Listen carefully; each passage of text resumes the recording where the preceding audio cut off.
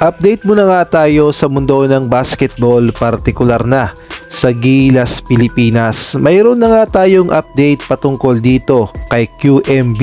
Kaya nga lang bad news at mukhang hindi na makakapaglaro sa Gilas, Pilipinas. Samantalang si Arvin Tolentino willing maglaro sa Gilas, Pilipinas. Ngunit bago yan, pakipindot naman ang like, subscribe at ang notification bell para updated ka sa lahat ng aking ina-upload.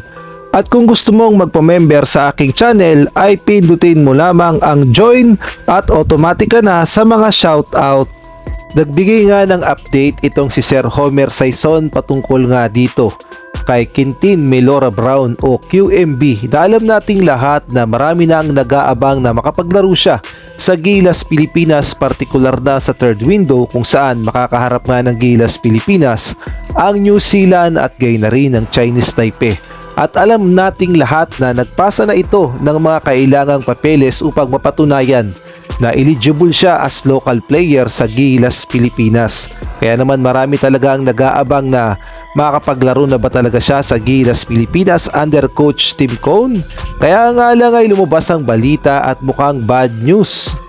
Ayon kasi sa naging report ng Spin.ph, ang sabi nga dito, Team QMB insists that they have done their part to make sure the UAAP champs gets cleared for international play.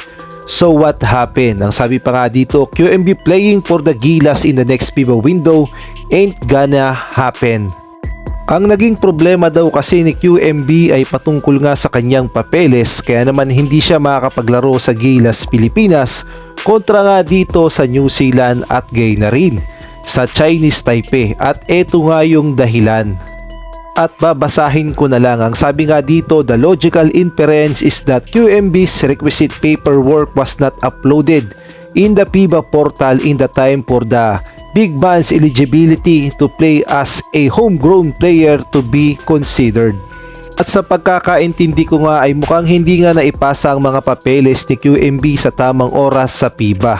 At tanging SBP lamang ang nakakaalam kung ano nga ba talaga ang dahilan, kung tama ba yung mga papeles ni QMB at eligible ba talaga siya as local player sa Gilas, Pilipinas. Ngunit marami naman kasi ang nagsasabi na mga Gilas fans na kapag daw kasi nalaman na local player na ito o eligible na itong si QMB sa Gilas, Pilipinas ay pagpipiestahan siya ng mga liga sa labas na kagaya na lamang ng Korean Basketball, Japan B-League, ang Taiwan P-League at paniguradong ooperan siya ng malaki. At alam nating lahat na naghahabol din ng PBA dito kay QMB, kaya naman hinala ng iba ay baka naman daw tinatago lang ang pagiging local player ni QMB.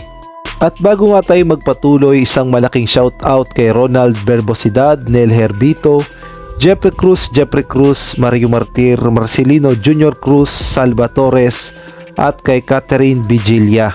Isang malaking shoutout din kay Mary Grace Sigua, Tirso Maceda Tirs, Edmond Cubal Sopnet, Robert Aquino, Chodoro Alonso at kay Malyari Mascariñas, kay Kuya Moto TV at kay Jamie Amadar.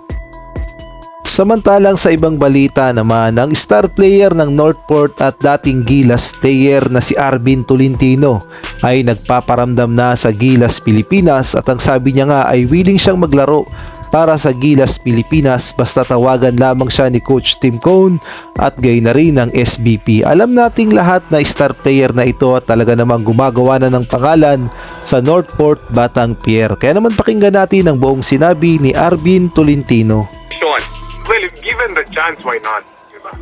Especially sa Gilas. Diba? That's always been a dream for me. Yun yung ever since bata ako, yun yung pinapangarap ko, diba? Sa basketball player, it's like the highest honor that you could get, playing for the country. And it just happened na si Coach Tim yung nagko-coach doon, so you know, maybe or depende sa Gilas na if makasama ko. But I'm open to that, you know. I'll be more than happy to play under Coach Tim again.